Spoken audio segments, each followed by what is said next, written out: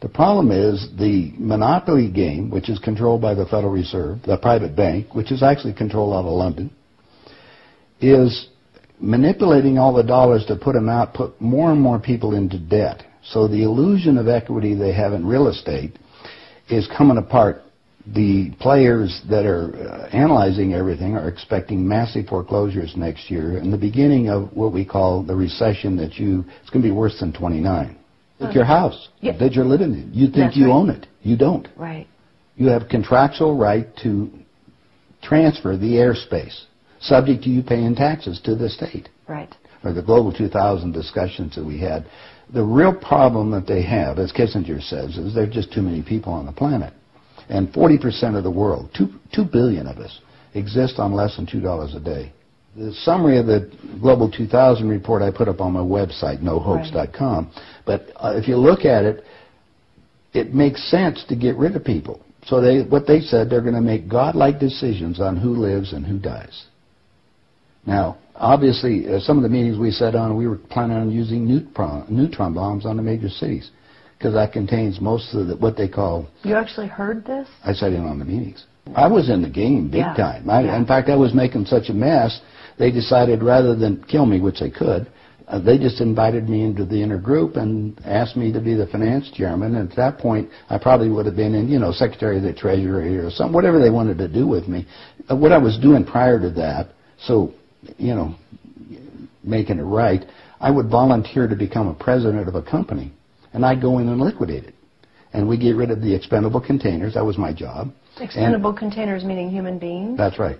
Yeah, it's amazing. That's well, that was the inside terminology. vernacular, wasn't it? Yeah. Oh, well, that's what we used at that time. I mean, it went from there to useless eaters today, so you're happy with it, you're a human resource. So, which, all you are is part of the commodity, even in the business sense. You look at it, you have a cost. Labor, what is labor? Human resource. When you're going to put together some kind of product. Well, the inside of the game, when we started to use neutron bombs, today they figure that biologicals are much cheaper. They're still planning on, the plan is to get a war started in the Middle East.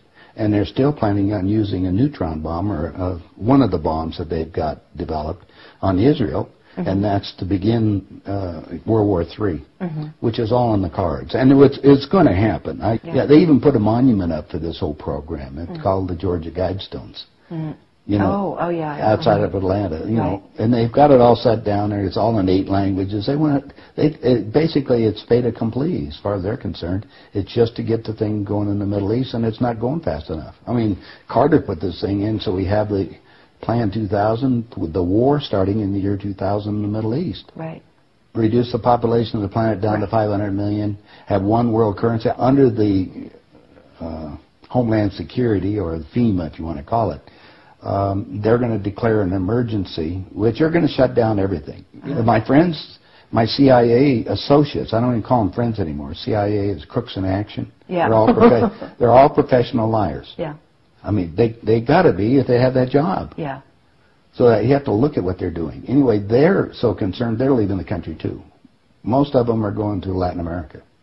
Meanwhile, they're closing in every day right now, just closing in to make it so we're going to be set up in these enemy prisoner war camps. I published a book. It's called Chaos in America.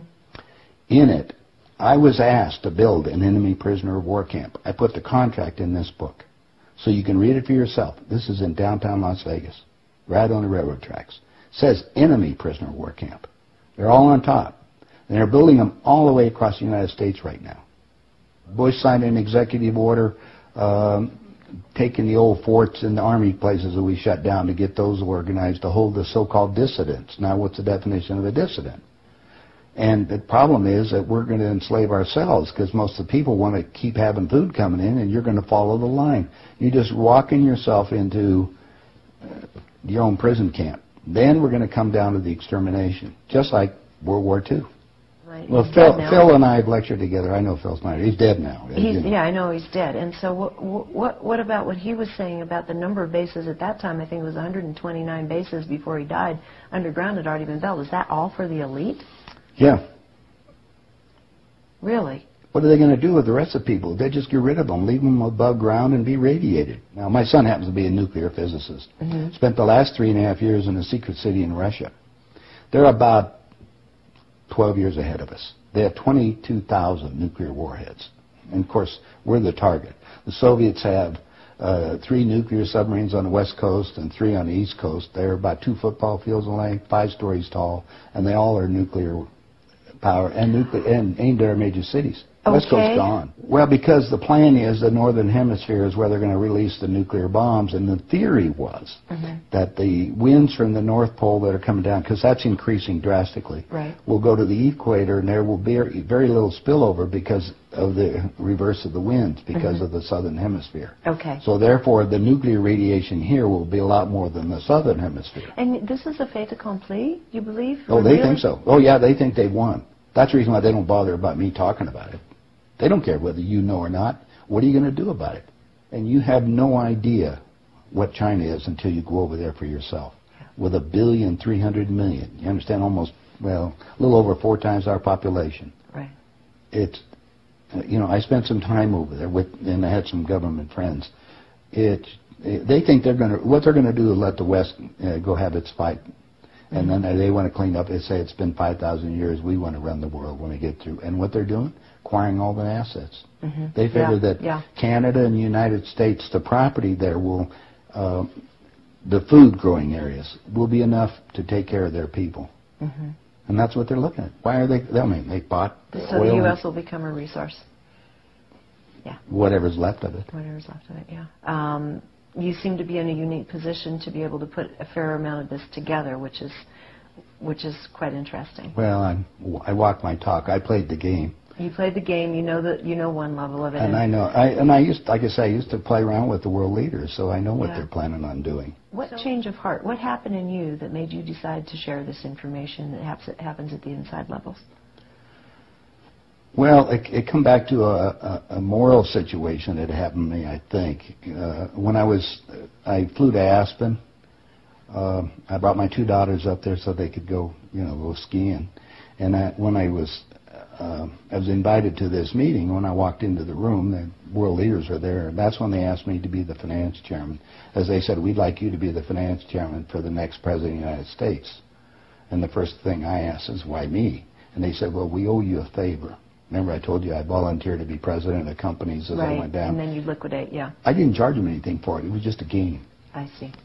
And anyway, that's what they said. So I thought you'd be good on the team, yeah. I'd be a team player. I just did it because it was, another one of these things. So next thing I asked them, I said, well, wait a minute. I just started this $100 million project. And they said, don't worry about it. We'll put it on ice. And I said, okay, who with? And I said, well, you can do that. Then I said the next thing was, who is going to be the next president? Now, this is 2 years before he became president. Right. And they said Jimmy Carter. And I said, Jimmy who? And they said, well, he's the Democratic governor of Georgia. And I said, I've been voting Republican. And Paul Volcker said, son, don't worry about it. We control them both. Yeah. And I said, well, I got the next question is, what does a finance chairman do? Yeah. I haven't been doing that. I've been playing all this other stuff. They said, will you sit down with Ted? And so I sat over with Ted Kennedy. He's sitting right next to me. And Ted and I are, he's just joking. He says, George, you're going to love this job. You're really good with money. We're going to send you out to all the state Democratic functions to raise money for the National Democratic Party. And he said, you're going to meet some real foxy ladies. And just then, my daughter walked in. Ted looked at her and he says, wow, I want to go to bed with that. I says, no, you don't, Ted. That's my daughter, and she's 14. And his response to me was, I don't care. I was livid. I really didn't know what to do.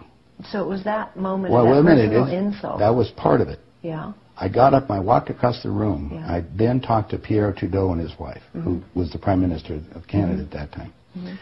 And I'm sitting in front of them was a little half cigar box full of white powder.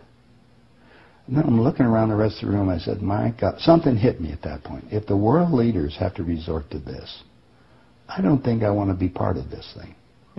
I mean, even to the even to the pollution and getting everything else they're talking about, getting rid of all the other people. I mean, I was raised in a packing house and slaughtering animals, and you get to the point where people are just animals at that level. And then I found out a little bit more about the details of the Plan 2000, of the annihilation of the entire planet. I said, I got to stop these people. There's something there. I mean, it was just, they got to be stopped.